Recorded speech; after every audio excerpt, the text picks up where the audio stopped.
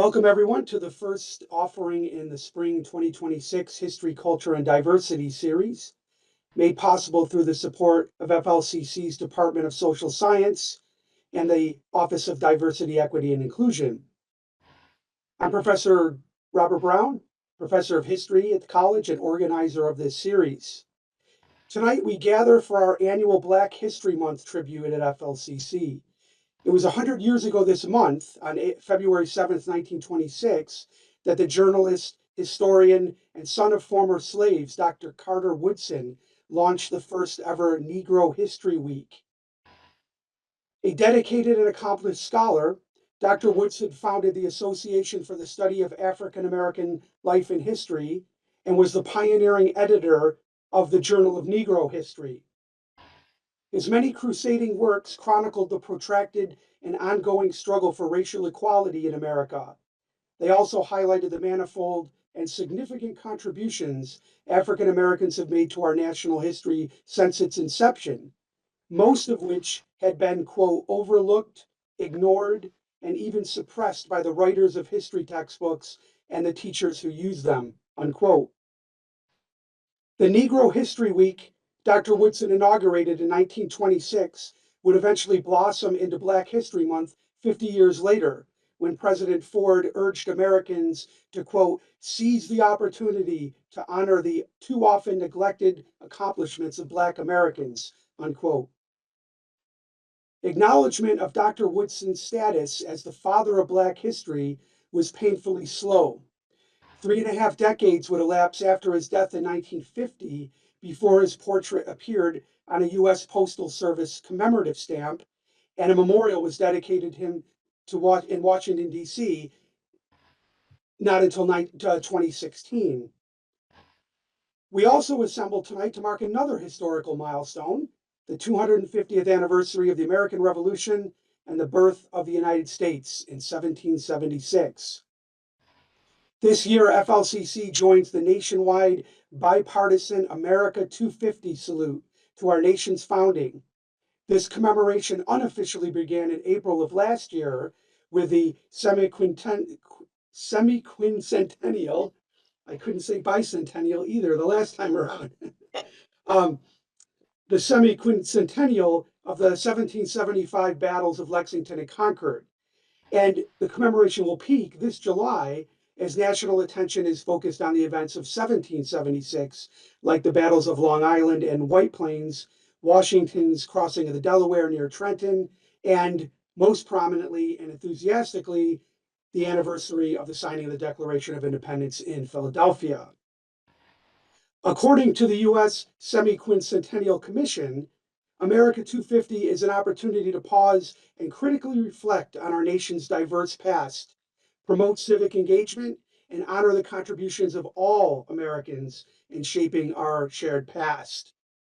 With these goals in mind, we've selected as the focus of tonight's twin commemoration the little-known story of the 20,000 free and enslaved African Americans who fought during the American Revolution, 5,000 to 7,000 of which served on the Patriot side.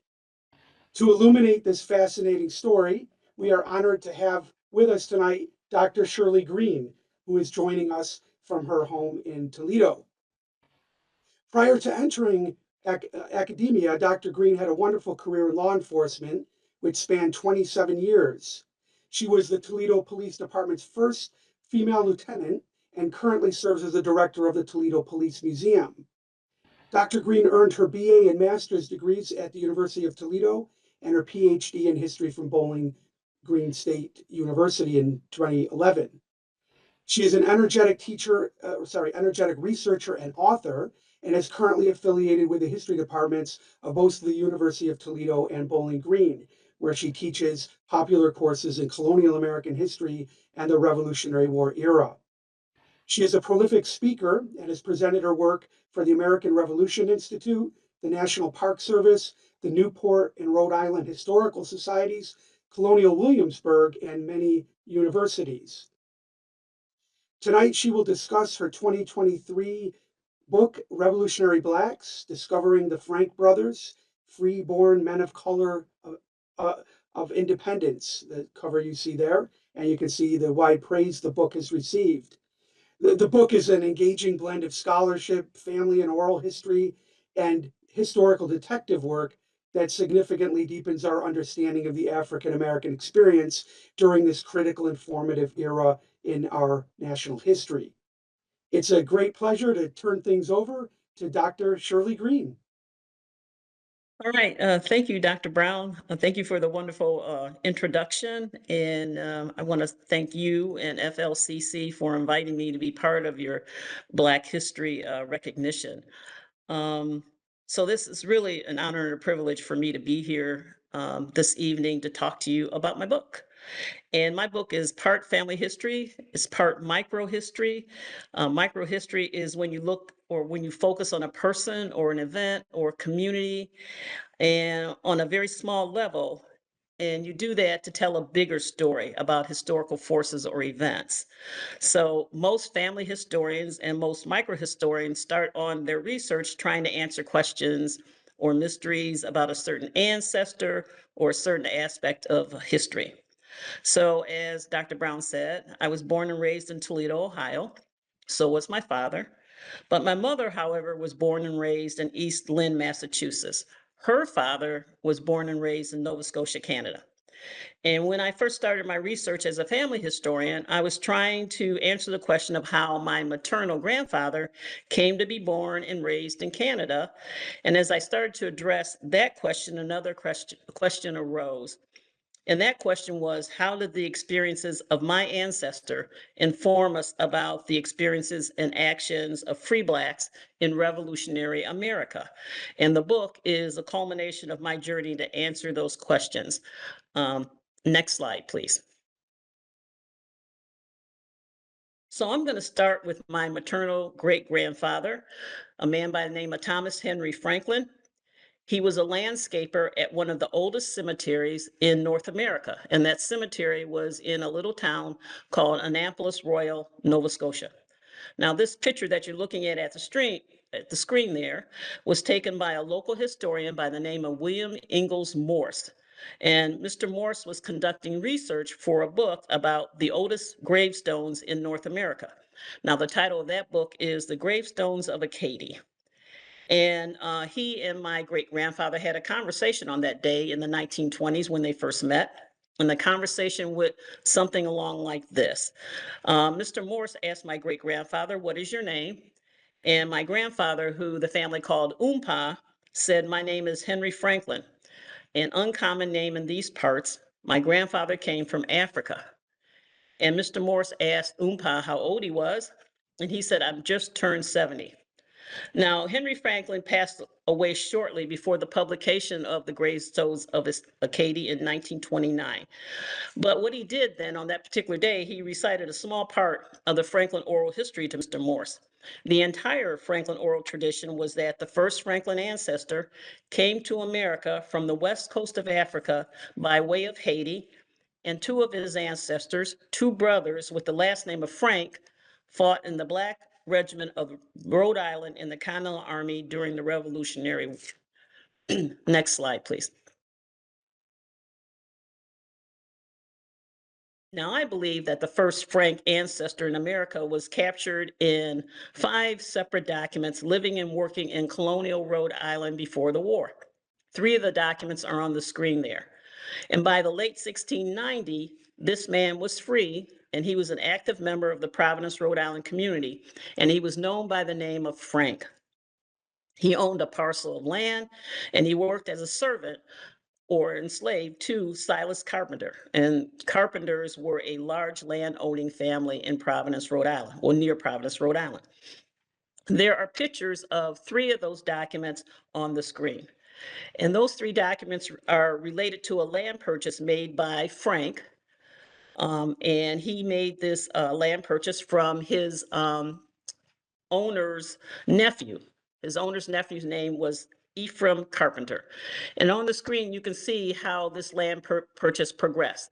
In document number 432, it mentions that Frank, Negro servant of Silas Carpenter, purchased this land. A month later, Frank decided that he needed to mortgage the land to make some money, and he did so. And the record number 47. And he is still listed as Frank Negro Servant to Silas Carpenter. And then in the last document that is on the screen, document number 65, it is when Frank Negro actually paid the mortgage off. And he is listed simply as Frank Negro of Providence. And so sometime between document 47, when he mortgaged the land as Frank Negro Servant of, to document 65, when he paid off the mortgage, he gained his freedom. Next slide, please. So I believe that this industrious Frank was the direct ancestor of two men by the name of Andrew and Rufus. Now, Andrew and Rufus probably followed a West African custom of adopting a revered ancestor's first name as their last name. Both Andrew and Rufus Frank lived and worked in Providence, Rhode Island in the 1700s. Both served in the militia and were called out to fight off threats to their community. Andrew died in 1756, but his brother, I believe to be his brother, Rufus, lived on to head his own household in Rhode Island in the 1770s. Next slide, please. Now, Rufus became a member of the Providence Militia. Militia service was required of all able-bodied men between the ages of 16 to 60. However, this was not generally required for Black men, who were normally exempted from military service and were instead required to perform other civic duties like road repair and road cleaning. But during times of major warfare, the exemptions against Black service were disregarded. And that occurred when Great Britain became involved in a war against France and France's Native American allies in the French and Indian War, otherwise known as the 7 Years' War. So it was disregarded then that Black men did not have to perform militia service, because they did in the French and Indian War. And Rufus was one of them. He served as a member of the Providence Militia during the war from 1757 to 1762. He was stationed primarily in a region that is present-day Western New York State. He served in 3 separate campaigns. And you're looking at a picture of Fort Stanwich, which is located near Rome, New York, and Rufus was stationed there for a period during the war. And while he was there at Fort Stanwich, he served in Colonel Harris's regiment. Next slide, please. So after the war, Rufus settled in a town called Johnston. He settled in Johnston, Rhode Island, which is a small town right outside of Providence, Rhode Island. He was married and he had 3 children, 2 sons by the name of William and Ben, and 1 daughter by the name of Hannah. Now, the Frank household was one of the 10 free Black households in Johnston, Rhode Island. The family is enumerated in the 1774 Colonial Rhode Island Census on the far right side of the area in the census, and that area on the census was designated for Blacks and Native Americans. I think if you click again, it will enlarge that area. There we go. All right. So Rufus and his family were part of a growing Black population before the Revolutionary War. There were approximately 500,000 people of African descent, which made up 20% of the population.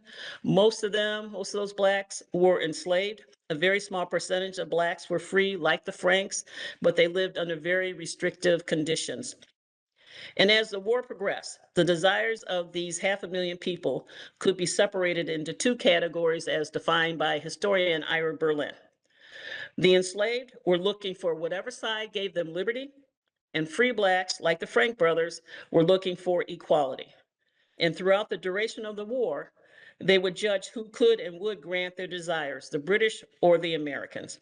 And as you can see on the screen there, as they enumerate the family of Rufus Frank, there is 1 adult male, 2 young men under 16, an adult female, and 1 juvenile woman, 1 juvenile girl. And that is a total of 5 in that household. So as the war came into being, William and Ben would eventually follow in their father's footsteps and serve in the military during the Revolutionary War. Next slide, please. However, the Frank brothers were only able to enlist after a change in American military policy, because at the beginning of the war, General Washington banned the use of Black soldiers in the Continental Army. The militia troops that fought at the initial battles at Lexington and Concord were diverse. They had white, black, and Native American soldiers serving together side by side. But Washington believed that you could not have a professional army with black soldiers, and he could not attract Southern planters by arming blacks, whether or not they were free or enslaved. So in July, after those initial battles, in the Battle of Bunker Hill, July of 1775, Washington took over control of the Continental forces. And he instructed his recruiting officers in the following manner, and some of that quote is on the screen there. Quote, he said, "You are not to enlist any deserter for the ministerial army, nor any stroller, Negro, or vagabond, or person suspected of being an enemy to the liberty of America," unquote. So the official policy of the American military prevented the re-enlistment of the black soldiers who had already fought at Lexington, Concord, and Bunker Hill with the Continental forces. They could no longer do so. So Washington would continue this policy throughout the fall of 1775. But he was prompted to change his policy. And one of the reasons that he was prompted to change his policy were the actions that were taken by John Murray, who was an Earl of Dunmore, and he was appointed royal governor of Virginia, meaning he was a king's man in Virginia. And by November 1775, the Earl of Dunmore, he had been run out of his quarters at Williamsburg by Patriot forces, and he was conducting official business on a ship in the Chesapeake Bay. Excuse me. On November 7th, 1775, he issued a proclamation that promised freedom to enslaved men who were willing to fight for the British. Now, Dunmore was just looking for a way to regain some power and control and to help Great Britain win the war. And he thought he could drain the Americans of, he could drain valuable resources from the Americans, including enslaved labor. Now, after the proclamation was made and the offer of freedom was made to enslaved men, at least 20,000 of them ran to his cause. Right. One of the many enslaved men and women who fled to Lord Dunmore in the British lines was Henry, also known as Harry Washington, who was enslaved to George Washington. Excuse me. So George Washington changed his mind. To counter Lord Dunmore's proclamation, George Washington revised his policy toward black soldiers. Now, Washington was also pressured by command officers, and he was also pressured by black community leaders. One of those community leaders was Prince Hall, who was a leader of the Black Freemason movement in America. Anyway, George Washington got pressure from these individuals to allow the service of black veterans, those soldiers who had already fought in those early battles. So he changed his policy. Washington changed the policy in January 1776, and he allowed for the continued service and the enlistment of free black veterans. The following year, he allowed for the enlistment of all free blacks. And by war's end, it is estimated that between 5,000 to 7,000 black soldiers would serve in the Continental Army. Now, that's when the Frank brothers were allowed to enlist. William, the older brother, signed up to serve with the Rhode Island State Brigade in April of 1777. Later that year, he enlisted with the Second Rhode Island of the Continental Army. His younger brother, Benjamin, signed up to serve with the Second Rhode Island Regiment at Providence in May of the same year in 1777. Now, Benjamin was right around 15 or 16 years old. His father probably had to give his permission for his young son to enlist. Next slide, please. Now, why would men of color enlist? For a variety of reasons, and they're listed on the screen there, mostly for economic reasons. Or like most young men, they were looking for adventure, they were looking for excitement, especially for young men of color, young black men whose experiences were stunted by either enslavement and the shifting and stifling black legal codes which regulated their behavior. Regarding economic competency and the ability to provide for themselves and their families, for the most part, these guys were members of the working class. The Frank brothers were listed as general laborers. So with enlistment, they were looking forward to earning a steady wage, receiving food and equipment, and given limited opportunities for the fact that they were of the working class, military service was one of the few ways that you could better your life. Congress was approving or had approved enlistment bonuses, and they had also promised land at the end of your service at war's end. Military service was also a way to obtain some form of community standing. The attainment of community standing for themselves and their families was also an important motivating factor for Black men to serve. The public image of the Black community became very important to Black leadership in the period after the war. And as Black leaders used the exploits of Black Revolutionary War soldiers, like the Frank brothers, to illustrate Black men's contributions to the new nation. And for enslaved men, military service offered a chance at freedom. Now, on the screen, you are looking at a manumission bond for Francis Tiff. Francis Tiff was enslaved to Daniel Tiff, who was a blacksmith. Daniel Tiff, the blacksmith, freed Francis Tiff. And when he freed him, he had to put up a manumission bond. Daniel had to provide a security bond to the town to cover any expenses that were incurred by the freed Francis, just in case he was unable to support himself in his freedom. So it was important for Francis and his former owner, Daniel, that he find viable employment, and military service fit that need. And Francis enlisted one day after he was freed. Unfortunately, and you can see there's a picture of the manumission bond in its entirety, a red arrow pointed to the enlarged section on the left side of the screen. But unfortunately for Francis, he did not survive the war. He died during the Continental Army's winter encampment at Valley Forge, the infamous winter of Valley Forge of 1777 to 1778. And another reason that men of color were willing to enlist and fight in the Continental Army, was a sense of family tradition and following in their father's footsteps, like the Frank brothers were doing. So were soldiers of color, Black and Native Americans, treated differently than their white counterparts?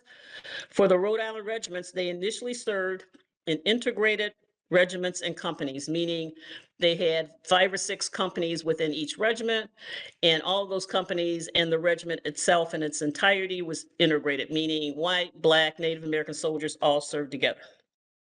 So that being the case, for free men of color, like the Franks, they were receiving what they sought after, that equality that they were seeking and looking for during the war. Next slide, please. So what were the Frank brothers actually getting themselves into? Nothing good. They became members of the Second Rhode Island Regiment, and that regiment was commanded by Colonel Israel Angel, who at one point lived in the same hometown of Johnson, Rhode Island as the Frank brothers. The state of Rhode Island was tasked by Congress to provide 2 infantry regiments, the 1st and the 2nd Rhode Island, and the regiments were integrated. But the Franks were not signing up for any easy duty. Continental soldiers lived tough lives. Pay was very sporadic due to the limited treasury of the new federal government and the state governments. They were issued muskets. They were issued bayonets. Issued clothing consisted of hunting shirts that looked like smocks that were big enough to cover up the rest of their equipment. Shoes were always, always, always in short supply. And in the summer, soldiers could go barefoot. And in the winter, they wrapped their feet in cloth. Soldiers often resorted to foraging in the countryside for food. They had to deal with diseases that ran rampant through the camps. There was a smallpox epidemic during the war. And on the screen is how Colonel Angel, Israel Angel, who was the commander of the Second Rhode Island Regiment, which the Frank brothers were enlisted in, just wrote back home and described the situation of his men in this manner. He said, "The regiment is scandalous in its appearance in the view of everyone, and has become of this incurred from surrounding regiments, from the inhabitants of the towns through which they have lately passed, the disagreeable and provoking epithets of the ragged, lousy, naked regiment. Such treatment, gentlemen, is discouraging, dispiriting in its tendency. It does effectually unman the man, and render them almost useless in the army." That's from the guy in charge of the Second Rhode Island Regiment. And that was the reality of life in the Continental Army. Next slide, please.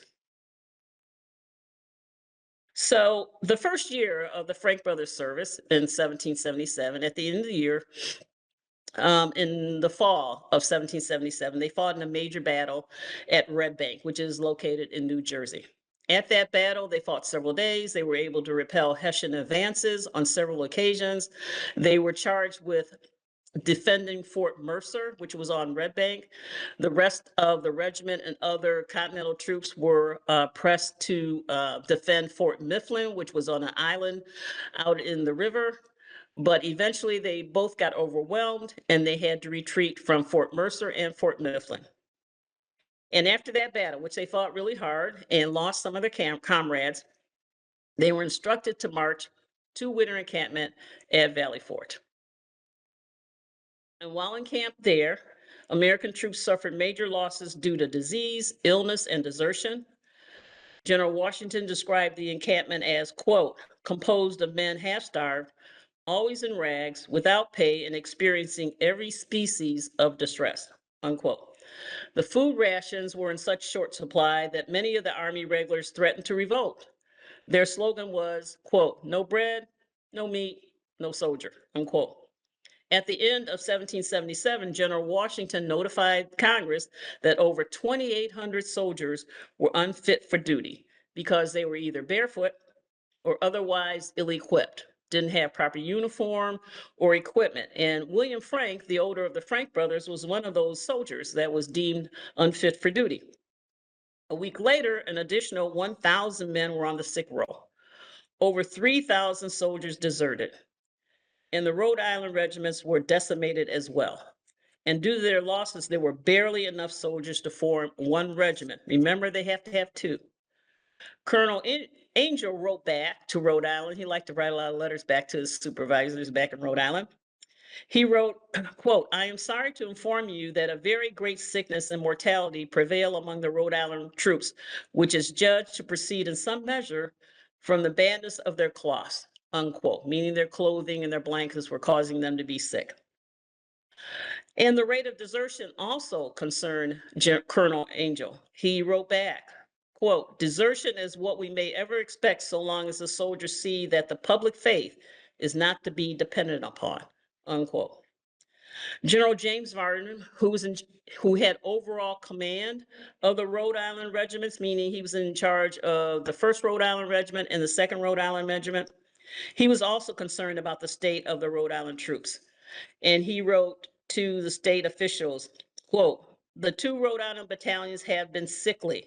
They have lost a considerable number. This is owing to their immense fatigues in the summer past, meaning all the fighting that they did in the summer past before they marched into winter encampment. So in 2019, I had the privilege to visit Valley Forge, National Historic Park, Military Park, and I took some pictures, as you can see there on the screen, and I am standing next to a placard, and that placard designates where the Rhode Island troops were encamped for that winter. So it made me feel pretty good to be standing on the actual ground that my ancestors actually encamped there at Valley Forge. Next slide, please. Okay, so the Rhode Island regiments, they don't have enough troops now at this point to form 2 battalions. And they have to solve this problem. And General Varnum comes up with a solution. And he makes a recommendation to General Washington to fill their dwindling ranks of the Rhode Island troops by recruiting and enlisting enslaved men from Rhode Island. And he was able to convince General Washington to do so. He was also able to convince the Rhode Island General Assembly to allow the enlistment of enslaved men in return for their freedom. And the Rhode Island General Assembly passed an act called the Slave Enlistment Act of 1778. And it was passed on February 14th of 1778. I'm sure they didn't realize that they were going to pass this thing during Black History Month. But anyway, that act stipulated that any, quote, Negro, mulatto, or Indian man slave, and Native Americans were enslaved also during this point in our history, could now enlist with the Rhode Island regiments. And on the screen is part of that act. And you can see where it says that they could enlist into either of the said 2 regiments or the said 2 battalions, and that every slave so enlisting shall be entitled to and receive all the bounties, wages, and encouragements that was given to any other soldier that enlisted. And then it goes on to say in red at the bottom there that once he passes muster with Colonel Christopher Green, the formerly enslaved person would be immediately discharged from the service of his master or mistress and be absolutely free. Absolutely free. So they passed that act. And they turned over the responsibility, or they gave the task to forming or going back to the state of Rhode Island to enlist for enslaved men to Colonel Christopher Green. He was the other commander of the second Rhode Island Regiment. And Colonel Christopher Green of the 1st Rhode Island Regiment took his captains from Valley Forge Winter Encampment, went back home to the state of Rhode Island and started to recruit and enlist enslaved individuals to serve in the new regiments. Now, the recruitment and enlistment of enslaved men did not last long. Rhode Island slave owners opposed the new law, fearing the consequences of armed ex-slaves on those still in bondage. They didn't want their still enslaved manpower to look at formerly enslaved men who are now arms bearers for the Continental Army. That was not a good look for them. So their opposition prevailed, and in June, the Rhode Island General Assembly repealed the law that they had just passed 4 months before. But in that 4-month period, over 100 free and formerly enslaved African Americans and Native Americans enlisted. Next slide, please. But this may have also been the first case of sanctioned segregation in American military history, what military historian Robert Wright Jr. has called, quote, an experiment in segregation, unquote, because these new recruits were combined with over 70 documented veteran Black and Native American soldiers from both the 1st and 2nd Rhode Island regiments to form the new 1st Rhode Island Regiment. The Frank brothers and other soldiers of color, remember they were assigned to the 2nd Rhode Island, they were all transferred to the new reconfigured 1st Rhode Island Regiment. The reconfigured 1st Rhode Island became known as the Black Regiment. And on the screen are copies of 2 documents that address that change. The gray colored document there with the red underline is a part of a pension record from a white private by the name of William Champlin. And in it, he testifies that the white men in Colonel Green's regiment, meaning the original 1st Rhode Island, were all transferred to Colonel Israel Angel's regiment, the 2nd Rhode Island Regiment, which was the regiment that the Frank brothers used to be in. And then all of the Black and Native American soldiers were all transferred to the 1st Rhode Island Regiment. The second document is a return of freemen that enlisted for the war. That is the title of the document, meaning that's a listing of who they felt were freemen that enlisted for the war. And if you hit a return one more time, a click, that should, there we go. So I believe, and that document is not dated, but I believe that document was made after the Slave Enlistment Act. I believe it was made to list the men who were free or previously free before they joined the Rhode Island regiments and not joining as a result of the Slave Enlistment Act. And I have a red arrow pointing to the names of the Frank brothers on that list. And then there's an enlargement of their names right there on the list as well. Next slide, please. So now we have people move to different regiments. And William and Ben's first battle in their new regiment would occur on their home soil in Rhode Island, because their regiment and both the Rhode Island regiments, along with other continental forces from other states, were assigned to participate in something called the Rhode Island Expedition. All right.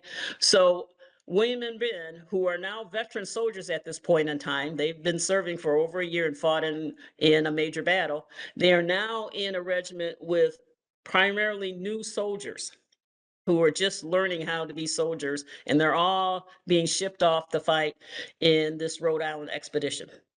So the main objective of the expedition was to drive British troops from Aquidneck Island, which sits in the middle of Narragansett Bay. If you think of Rhode Island as the upside down U, and Aquidneck Island is right in the middle there. All right. Anyway, the objective was to leave the mainland and to go to Aquidneck Island and to drive the British forces from Aquidneck Island and the very important port city of Newport, which is at the tail end there of Aquidneck Island. This Rhode Island expedition was led by General John Sullivan of New Hampshire. It was the first joint effort between American and French troops. And this will be the first time that they would fight side by side with their new allies, the French, who had come to the aid of the Americans after the Americans won at Saratoga, New York in October of 1777. However, the expedition failed.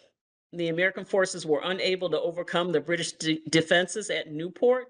And additionally, the French naval ships who were supposed to be there to aid them were prevented from participating in the battle due to bad storms and damage upon the French fleet.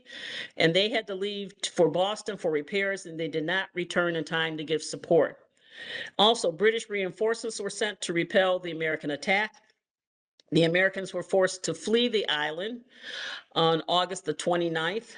And it was during their retreat. So they marched south to begin with, down to Newport. And when they realized that the British reinforcements were coming and the French fleet was not coming back, they decided to march back north and then move across over to the Rhode Island mainland. And it was during their retreat back north that the Battle of Rhode Island occurred. And it occurred between those two red arrows there on the screen in that designated area. British forces chased after them. They caught them at a place called Turkey and Butts Hill. William and Ben Frank, along with other members of the 1st and 2nd Rhode Island, were assigned to protect the right wing of the American line. And during the afternoon hours in the heat of the August day, they repelled combined British and Hessian forces. Hessian forces were those German mercenaries that fought on the side of Great Britain during the war. They were able to repel them 3 different times. They were also being bombarded with volleys from the British ships that had come to aid them. The French fleet still failed to return. By the end of the day, however, the American forces safely retreated from the island. There were a total of 30 killed, 137 wounded, 44 missing. Casualties in the Black Regiment were 3 soldiers killed, 9 were wounded, and 11 were missing. The Frank brothers were among the survivors. And after the battle, the 1st Rhode Island Regiment was assigned to shore patrol duty in Rhode Island. Next slide, please. It was during this period of time that the younger brother did what younger brothers do. Did not really make a good decision on his part here, but he got married. He got married during war. It was in June of 1779 that Ben Frank got married. He married a young woman by the name of Sarah Wilbur. He was 18 years old. Sarah was the mother of 1 child, Abraham. They were married by Elder John Gordon of the 6th Principal Baptist Church of East Greenwich, Rhode Island. Elder Gordon had also married Ben's younger sister, Hannah, to another soldier by the name of Solomon Wanton.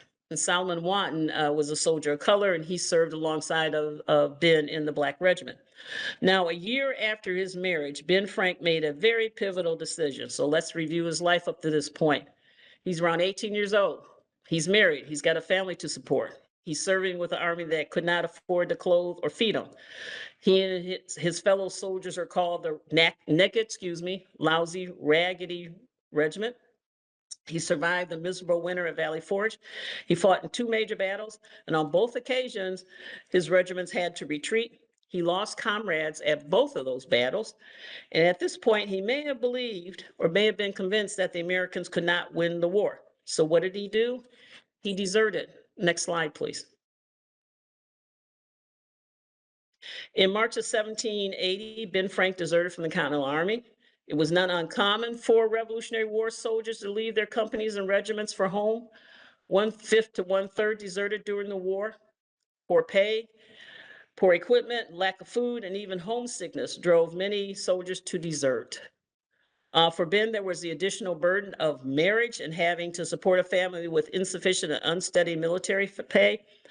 The military records on the screen indicate that Ben had signed up for the duration of the war.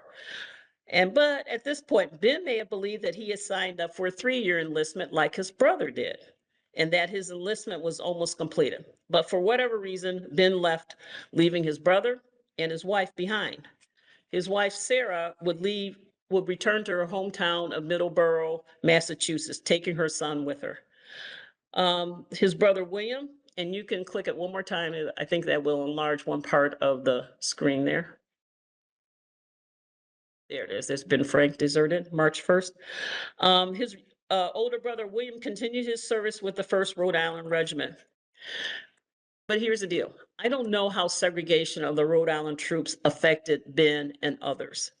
I have tracked over 50 soldiers of color, freeborn or free before their enlistment, so not free as a result of the Slave Enlistment Act. Before the Slave Enlistment Act and segregation, only 3 of those individuals deserted. After the act, 17 deserted, including Ben Frank and his brother-in-law, Solomon Wanton, deserted as well. But Solomon was retaken into service with the Continentals, and he would later die of disease in camp.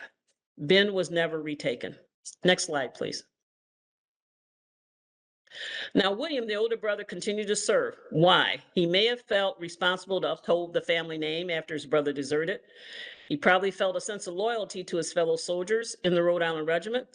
Maybe he didn't want to jeopardize his chances of getting land or money for his service. And maybe he believed that the Americans would win and he would reap the benefits of being a veteran member of the army that liberated America from Great Britain. For whatever the reason, he re-enlisted in February of 1781 for the duration of the war, and he would continue to serve with the 1st Rhode Island Regiment. On the screen is a listing of Rhode Island soldiers that was compiled in 1781. You can see I have underlined William Frank, and he was 5'5", which was about the average height then. And you can see he's listed as a laborer. He's from Rhode Island. He was born in Providence. He had black skin and black hair, and he was recruited in the town of Tiverton, Rhode Island. Next slide, please. So in early February 1781, after Ben had deserted, the Rhode Island regiments went through another configuration. And this was caused by a major casualties that happened to the Second Rhode Island Regiment during the Battle of Springfield. And at this point, they could not get enough people to enlist to form 2 regiments. So they just combined the 2 regiments of the 1st and 2nd, and it became a singular Rhode Island Regiment in February of 1781.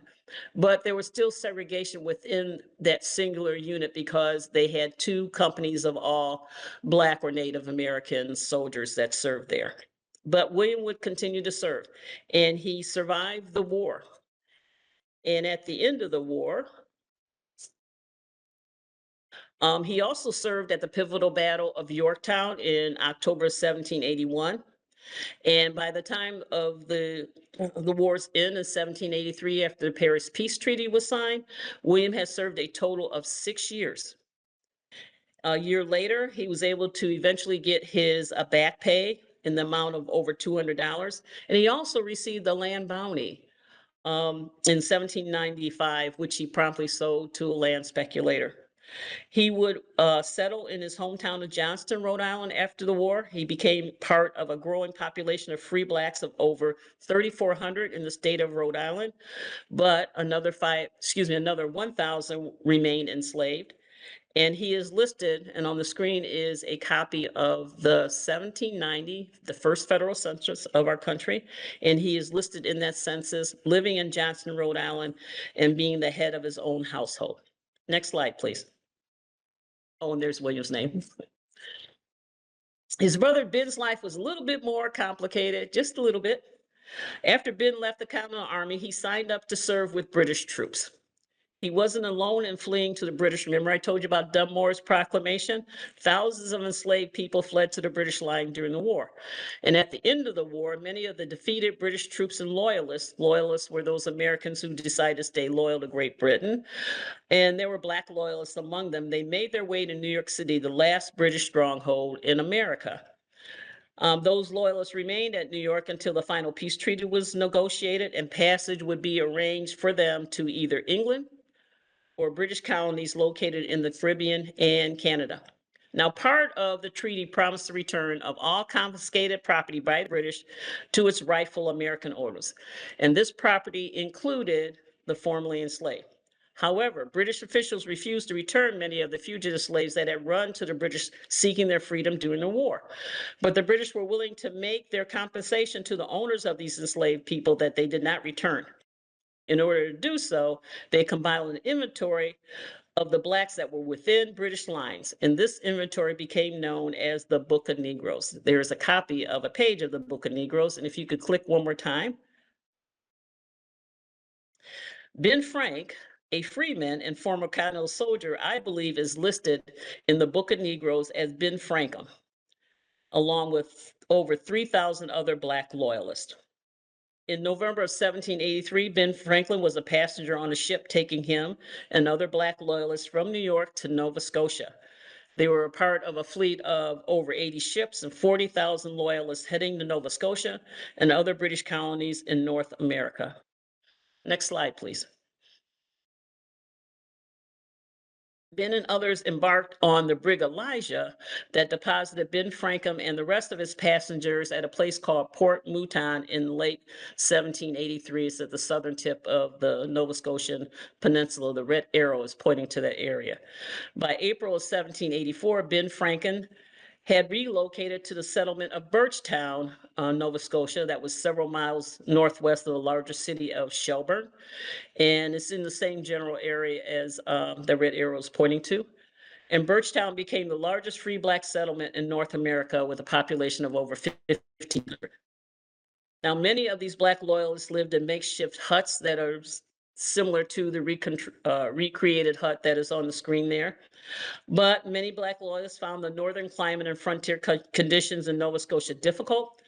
They were also subject to discrimination by other loyalist settlers. Many of the white loyalists were enslavers and brought their slaves with them to Nova Scotia.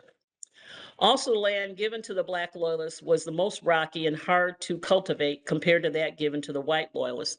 In 1792, prompted by requests from Black loyalists, the British government offered Black loyalists the chance to resettle in a new colony in Sierra Leone, Africa. More than half of the Black loyalists in Nova Scotia, nearly 1,200 of them, departed the country, Nova Scotia, and moved permanently to Sierra Leone, including Henry Washington, who was formerly enslaved to George Washington. Now Ben, now calling himself Ben Franklin, eventually married again. He married the daughter of another Black loyalist, and they settled in Granville Ferry, Nova Scotia, which is where the yellow arrow is pointing at. And Ben Franklin's wife had 9 children who survived until adulthood. Both were baptized in the Anglican Church, and he passed away after 1838. New slide. And Thomas Henry Franklin, the landscaper that we started this whole thing with, he's a direct descendant of Ben Franklin. And he passed along his family's history to the next generation. Before his death, he passed the story on to his sons, Peter, who is in a picture of in the middle there, and John William Franklin. John William Franklin is sitting in his backyard there. That is my maternal grandfather. In the early 1900s, John William Franklin left Nova Scotia for New York City looking for work.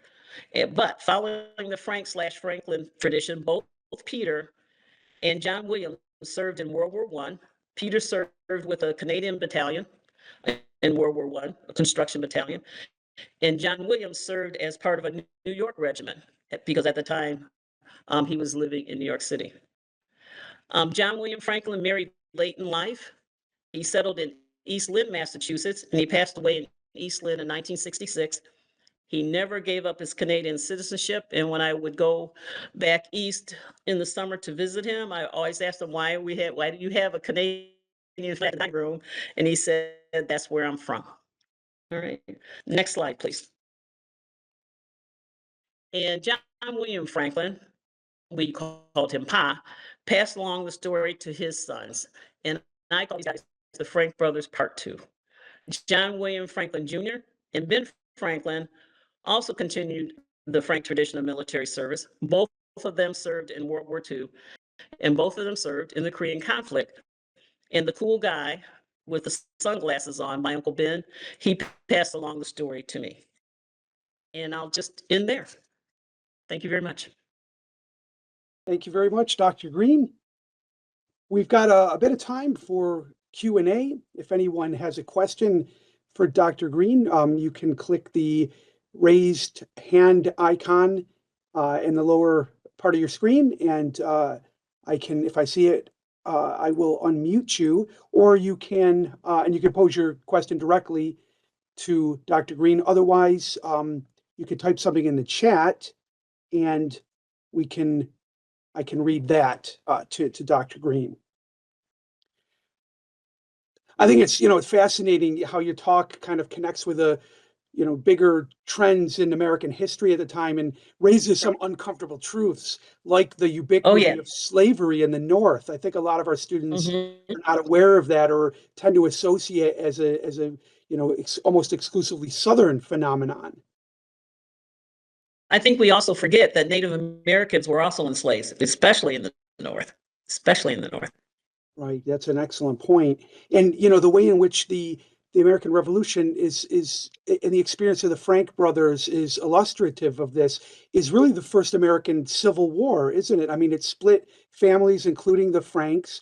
One brother fights for the Patriot cause, one brother fights for the Loyalists. And I think one of the things that really stood out in your book is the disparity. 5,000 to 7,000 African Americans rally to the Patriot side, but twice that number join the Loyalist cause and fight for the British. Why was that a more attractive option? Well, I think you have to understand that there were things that were going on in Great Britain that made in the enslaved population in America think that if the Brits stayed in charge, that slavery was going to come to an end. There was something called the Somerset case that occurred before the revolution in 1770, I believe, where the Supreme Court justice, a comparison to our Supreme Court justice, made a ruling that a runaway slave was captured, and they brought his case to the judge, and Judge Mansfield said that I cannot force him, because slavery is not a part of English common law. I cannot force this man to go back to his slavery. And so that man was free, ran away, and he was free because English law would not allow them to force this slave to go back. And so they were thinking that maybe if they stayed with the British, that not the Americans, because they knew what the Americans were doing with their the enslaved population, it was growing, that they stood a better chance. I think that was part of it. That was a big part of it. And George Washington at the beginning did not want Black men to serve, number one, and then he definitely didn't want enslaved men to serve. And it got to the point where their manpower was so drastically low, especially in Rhode Island, that he allowed for General Varnum to convince him to raise this battalion of enslaved men. And I saw a question pass over the screen there about how many enslaved men did sign up after they passed the Slave Enlistment Act, and that number varies anywhere. The number that most historians agree on is right around 100 to 150 that signed up as a result of that act. But remember that the Rhode Island General Assembly got pressure too, and maybe if they had allowed the enlistment period to be longer than 4 months, they may have even got more people to sign up. But what happened was the British were the ones, Lord Dummer was the first one to say, all right, if you want to gain your freedom, come to us. And there's estimates that over 80 to 100,000 enslaved people ran to the British lines because of the different policies and proclamations that they made throughout the war. And that's why they had so many at the end of the war. Thank you. James Smith was going to pose a question. James, are you still there? Yes. I was wondering, do you know the difference in the amount of Native Americans and African Americans who were enlisted in the Army? The rough Wow, estimate? that's a good question. And in my book, I resort to using the term men of color and soldiers of color. And I'll tell you why.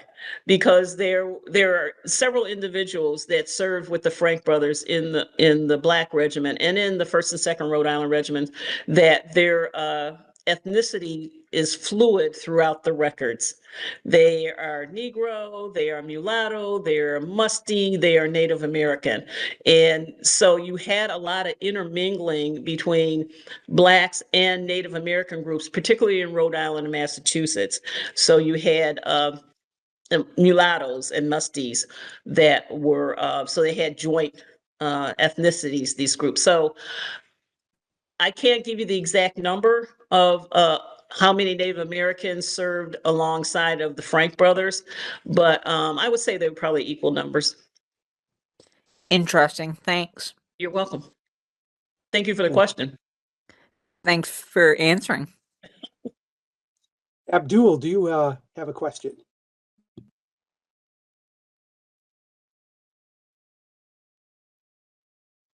Hello, can you hear me? There we go.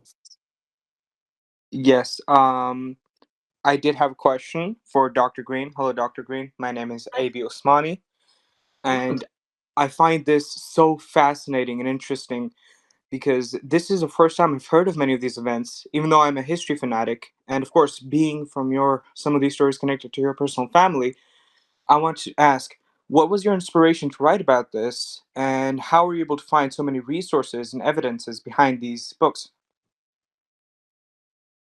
That's a great question. Thank you. I always, well, first off, of course, I knew that one of my grandfathers was from Nova Scotia, Canada. And growing up, I always believed, and other people in the family believed, most of us believed, that his people got to Nova Scotia, Canada by way of the Underground Railroad. That's the traditionally accepted story of Black people in Canada. And I was sitting in an African American history class at the University of Toledo, and the professor started talking about the first great wave of emancipation at the end of the American Revolution, and she talked about Black loyalists leaving the country and going to Canada, and in particular moving to Nova Scotia. And I went up and talked to her after class, and she asked me, "Is your grandfather, is he a descendant of Black loyalists?" I said, "I don't know. I've never heard that term before." So went home and called my mom, called her older sister, and finally called my Uncle Benny, who knew the story. But he didn't know all the story. He just knew the part about the two brothers fighting in the American Revolution in the Black Regiment. And we started to do some initial digging and found out the key was finding out that Ben Frank deserted. And once I found that out, I was able to put together all these other little pieces of information. Now it's really difficult to find information in the colonial and revolutionary era records pertaining to people of color. I was lucky because the Frank brothers were in the military and I could find those military records. And once I found the military records, that opened up a whole world for me to understand what they were doing during the war, and gave me the ability to trace their father as well. The good thing is that the name Frank was unusual in that time period, and I was able to go through all these colonial records and looking for the last name of Frank, and doing historical research and putting all these little scraps and bits of information together to form a bigger story. Thank you very much, Dr. Green. You've changed the perspectives of many people, including myself, permanently on the topic of colored people and people of color in the early development stages of the United States?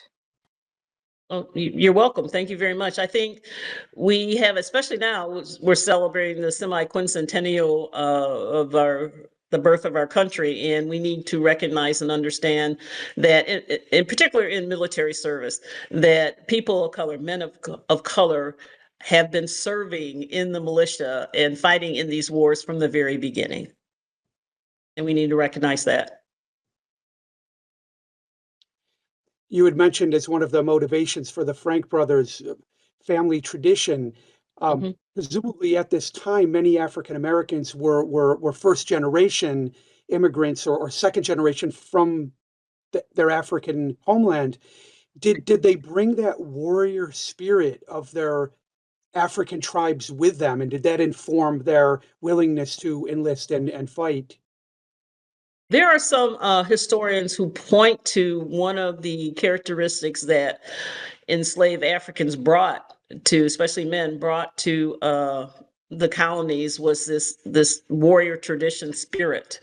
And that could have been possibly what was going on with the Frank brothers and other family of men of color that were serving early on in this time period. Yeah, it's a possibility. I saw a question pop up on the screen there. Yeah. Can you see the comments in the chat there? Do you see Okay, them? let's see. They just pop up every once in a while on my screen. They don't stay up very long. Oh, I see. Right. It's in the chat feature in the lower right-hand corner that Okay, I see it. Here we go. Open up. I can read them to you. Okay, if I got you- it. Okay. You stated you had researched 50 previously free who, what was the name of, wait a minute. Yes, the name of the act of, it's the Slave Enlistment Act of 1778. It was passed by the Rhode Island General Assembly. It's basically the official name of the act is an act to allow for the enlistment of enslaved men, of slaves to serve. I shortcut it by saying it's the Slave Enlistment Act of 1778. It is on the Rhode Island State Archives has a digital collection on their site, and they actually have a copy of that act on their site. If you go to Rhode Island State Archives, and they have this digital collection. I think I answered Charles's question, how many slaves were estimated to have enlisted after Washington made that. In Rhode Island, we guessed right around 100. Some historians put it at 2.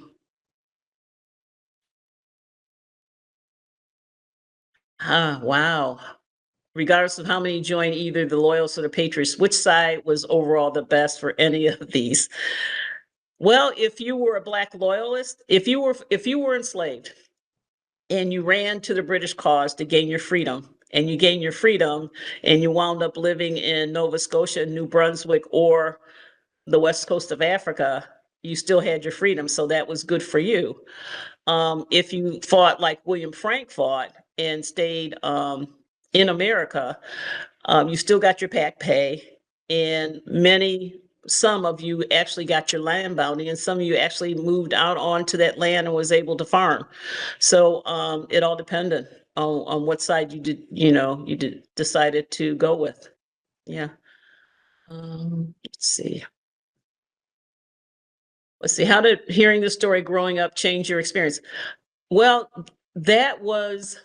I didn't hear the story growing up. I didn't find out about the story until I was adult and taking an African American history class at the University of Toledo. What did change my understanding of myself was I knew that there was something different about my history because my grandfather was from Nova Scotia. And that was always important to me. Let's see. Act. Okay, do you have any thoughts on why so many men of color left after their yeah, yes, I do. I do have thoughts on that. I believe that they started to be treated differently. Up to this point, they were serving in integrated regiments in integrated companies serving alongside of white soldiers and Native American soldiers. And so they got the same work assignments. They were assigned to go fight in this battle. They were assigned to winter and camp here. So they were treated the same. But what happened when they were segregated, all the Native American soldiers and the Black soldiers were segregated, after the Battle of Rhode Island, they were sent to stay at home. They were sent to shore patrol in Rhode Island. When the rest of the regiments within the Continental Army went to winter encampment all together, and including the Second Rhode Island Regiment. So it wasn't the fact that all of the Rhode Island regiments, the first and the second, were together. Only the Black regiment was told to stay at home. And they started to get different types of assignments. Up to this point, they were infantry, they were combatants, they were in winter encampment with their fellow soldiers. When they were separated, segregated out, they were at home and they were assigned to support auxiliary tasks, like constructing things, barricades. So I believe they started to get treated differently. And one particular winter encampment was pretty rough. And that is when the majority of them decided to desert. Now, and I don't know if they were disciplined harder. I don't believe so, but they could not make any comparisons because normally they're all together. They're with the Second Rhode Island, but they weren't anymore. So maybe they were thinking they were being treated worse and they really weren't, but they had no room to compare it with because everyone else was gone. So I think there was something going on, and I think there was a trigger there that made these young men start to take off.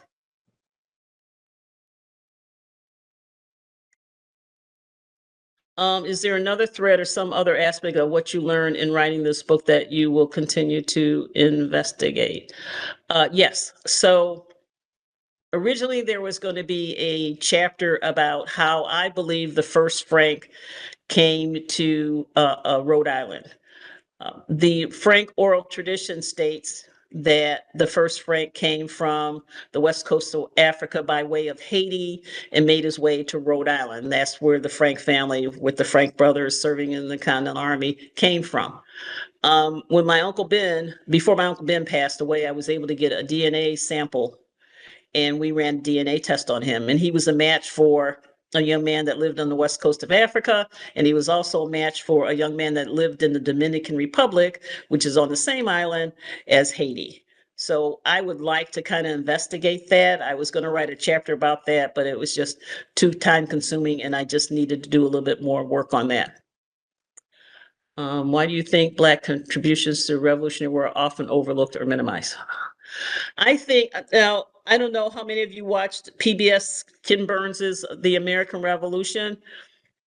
He does not overlook the role of Native Americans and women and Blacks during the war, but I think what we have done in retelling the story of the American Revolution, our creation story, is we get kind of stuck on the founders and the big names, as opposed to telling history from the bottom up and how the revolution and the war affected the lives of everyday people, including Native Americans, including Blacks, including women. It's a lot easier to tell the story of Paul Revere riding through the night all by himself, which he wasn't, saying that the regulars are coming. So I think we're starting now to tell a more comprehensive story, but when you tell the story about a group of people who are fighting for their freedom and liberty and equality, you sometimes may not want to talk about the other group of people who are also wanting to fight for their liberty and equality, but the war doesn't change that. Right. So you get into the debate of whether or not the American Revolution was about ideology, was it just about talk and rhetoric, or about social change? And that's the discussion we have to continue to have to tell a more comprehensive story about the American Revolution.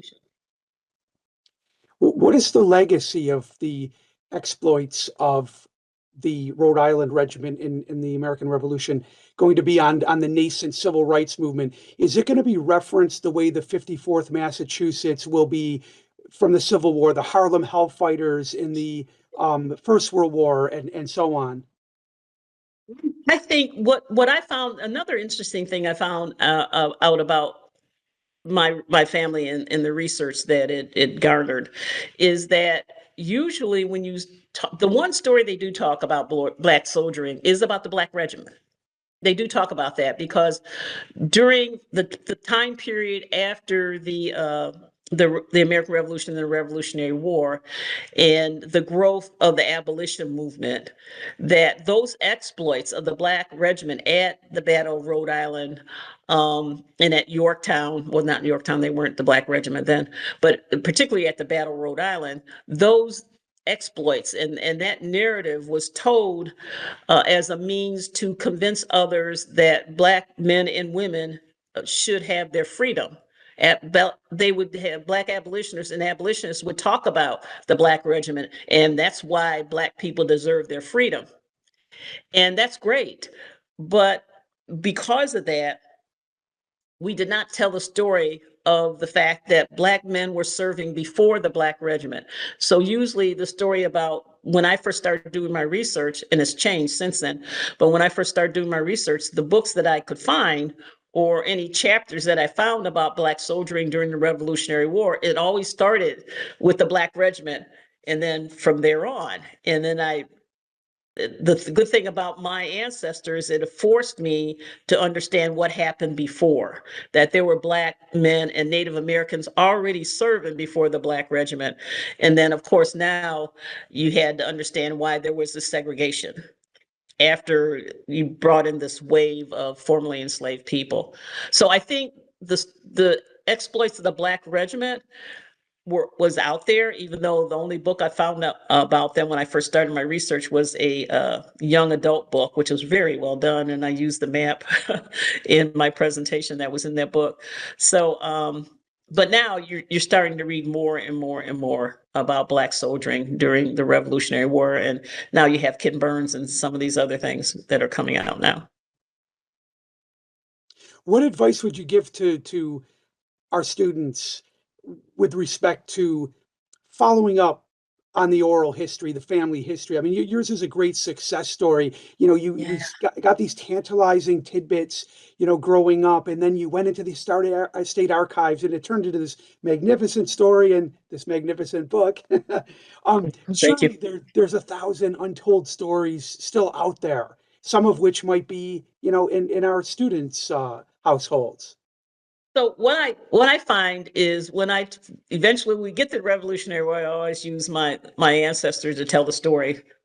And usually afterwards, a student will come a couple of weeks later and say, "Hey, I went home and talked to my grandfather, and they said that we had people that fought in the First World War," and they'll start to learn a little bit more about their own families because now they're asking questions. I think sometimes students think that their family hasn't been a part of American history, and that is not the case. So, yeah, I always tell students that they need to go home and talk to the oldest living member in their family and ask about their family's history. I think it's just so very, very important. And the oral histories and the oral traditions that come down through generations, the story that my Uncle Ben told me was accurate. Everything that he told me was accurate. The one thing that was missing was the desertion. And sometimes the oral traditions, especially in families of color, they'll drop out the stuff that they may not be that proud about. And but they keep the core of the story. And the story that my Uncle Ben told me, and there's more to it, every aspect of it, every single aspect of it was correct. Everything that he learned from his father, he didn't learn about the desertion, but everything after that has been absolutely point on. And when I told him about the desertion, that there was a desertion of that one brother, he said, "Yeah, okay." I mean, that explains some things to him as well. So I would, if you're going to talk to your family members and ask them about any oral histories or oral traditions, write it all down. You still have to take it with a grain of salt. See if you can find, documents to back it up. But you'll be surprised how accurate sometimes it'll be. Yeah. And you'll also be surprised that the stories are there.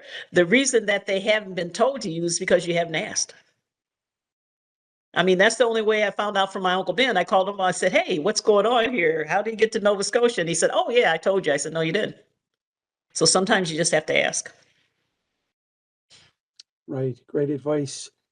I mean, we're witnessing the rapid diminishment of the World War II generation now, the Holocaust generation. Preserve those stories while there's still time. Absolutely, absolutely. Save them because you just don't know.